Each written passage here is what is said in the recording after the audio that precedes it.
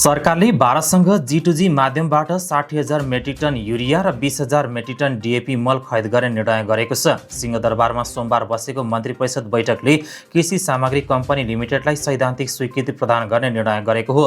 यस्तै बैठकले परम्परागत पोइलरलाई इलेक्ट्रिक पोइलरले प्रतिस्थापन गर्न, उद्योगहरूलाई कर्जा उपलब्ध गराउन र वायु गुणस्तर मापन क्षमता बढाउन विश्व बैंकको 52 मिलियन अमेरिकी डलर बराबरको सहुलियतपूर्ण ऋण तथा 5 मिलियन डलर बराबरको अनुदान स्वीकृत गर्ने निर्णय गरेको सरकारका प्रवक्ता सस्मित पोखरेलले जानकारी दिएका छन्।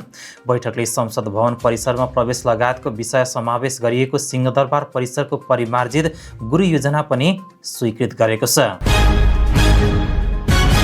भारतले लिपुलेक पास हुँदै कैलाश मानसरोवर जाने यात्रा खुल्ला गरेको विरोधमा काठमाडौँमा प्रदर्शन भएको छ। संयुक्त विद्यार्थी संगठनले काठमाडौँको माइतीघरमा सोमबार भारतको उक्त कदमको विरोधमा प्रदर्शन गरेका हुन्।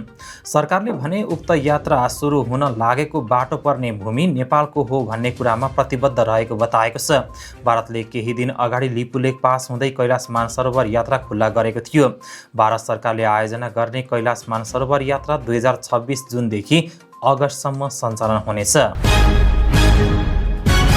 संविधान संशोधनका लागि बहसपत्र तयार गर्न गठित कार्यदलले मंगलबार संवैधानिक निकायका पूर्व प्रमुख, पूर्व मुख्य सचिव, परराष्ट्रविद तथा पूर्व प्रशासकसँग छलफल गर्ने भएको छ। प्रधानमन्त्री बालेन शाहका राजनीतिक सल्लाहकार असीम शाहको संयोजकत्वमा गठित कार्यदलले प्रधानमन्त्री तथा मन्त्री परिषदको कार्यालयमा दिउँसो 3 बजेदेखि 5 बजेसम्म उक्त परामर्श गर्न लागेको हो। कार्यदलका सदस्य सचिव लीलाधर सुवेदीका अनुसार छलफलका क्रममा सहभागी विज्ञहरूबाट संविधान संशोधनका विषयमा आवश्यक सुझाव समेत सङ्कलन गरिनेछ। गत वैशाख 10 गते बसेको कार्यदलको बैठकले पूर्व उच्च पदस्थ अधिकारी, पूर्व मुख्य सचिव, परराष्ट्रविद तथा प्रशासनिक विज्ञहरूसँग परामर्श गर्ने निर्णय गरेको थियो। सोही निर्णयअनुसार यो छलफलको आयोजना गरिएको हो। राष्ट्रिय स्वतन्त्र पार्टीमा अन्य दलबाट प्रवेश गरी 90 दिन पुगेका व्यक्ति मात्रै उम्मेद्वार क्लबका लागि योग्य हुने गरी विधि बनाइएको छ। केन्द्रीय सचिवालयबाट आइतबार पारित स्थानीय निर्वाचनका लागि उम्मेद्वार छनौट रूपरेखामा अन्य दल परित्याग गर्नेहरूको हकमा 3 महिना अवधि पुगेपछि मात्र उम्मेद्वार क्लबमा दर्ता हुन सक्ने उल्लेख गरिएको छ। अन्य दलबाट परित्याग गरेपछि कुलिङ पिरियड 3 महिनाका लागि तोकिएको छ। पहिलोपटक दलको सदस्य लिएका व्यक्तिको हकमा भने 45 दिनको अवधि तोकिएको छ। रासपाबाट स्थानीय तहको उम्मेद्वार हुन 3 तहको प्रक्रिया पूरा गर्नुपर्छ। आकांक्षीहरूलाई योग्यता, क्षमता र पारदर्शी मूल्याङ्कनका लागि उम्मेद्वार क्लब, लिडरसिप एकाडेमी प्रशिक्षण र छनौट रूपरेखामा आधारित परीक्षण प्रक्रिया बनाइएको छ।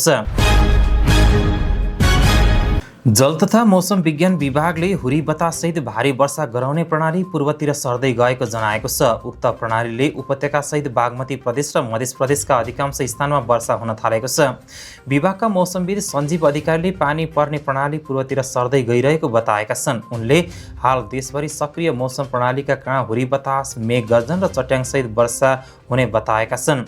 आज राति देशभर सामान्य बदली रहनेछ। पहाडी र हिमाली भूभागका केही तथा तराईका थोरै स्थानमा मेघ गर्जनसहित वर्षा हुने सम्भावना रहेको छ भने भोलि कोशी, मधेस, बागमती, गण्डकी र लुम्बिनी प्रदेशका केही स्थानमा मध्यम वर्षाको सम्भावना रहेको बताइएको छ।